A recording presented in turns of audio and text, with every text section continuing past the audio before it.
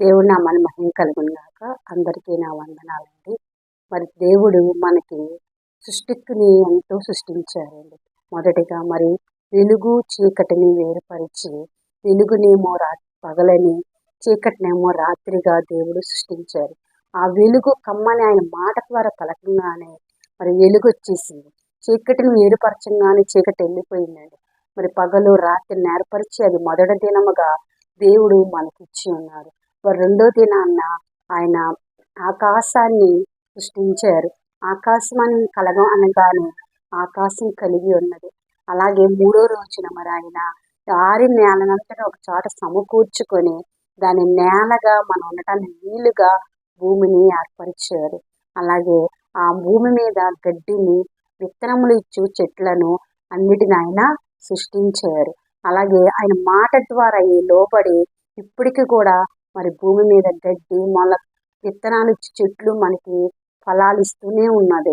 అలాగే నాలుగో రోజున మరి సూర్య చంద్ర ఆకాశ నక్షత్రములను ఏర్పరిచి ఉన్నారు.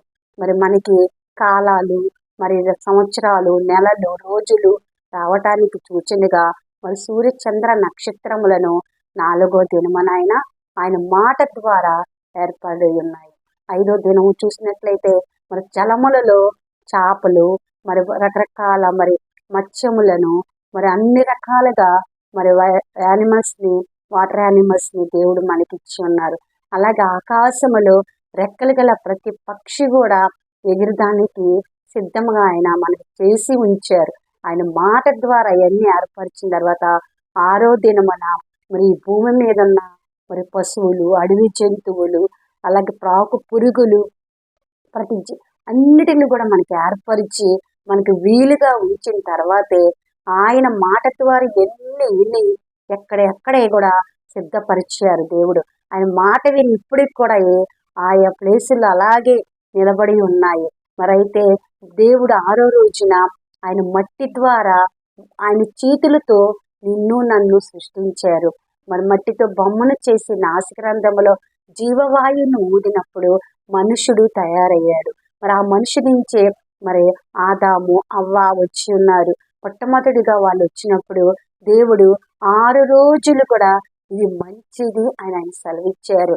మనం సృష్టించిన ఆయన సృష్టికర్తను ఎంతమంది జ్ఞాపకం చేసుకుంటున్నారండి ఈ రోజుల్లో. అందరూ కూడా సృష్టికర్తను మర్చిపోయి సృష్టిని పూజించేవారిగా ఉంటున్నారు.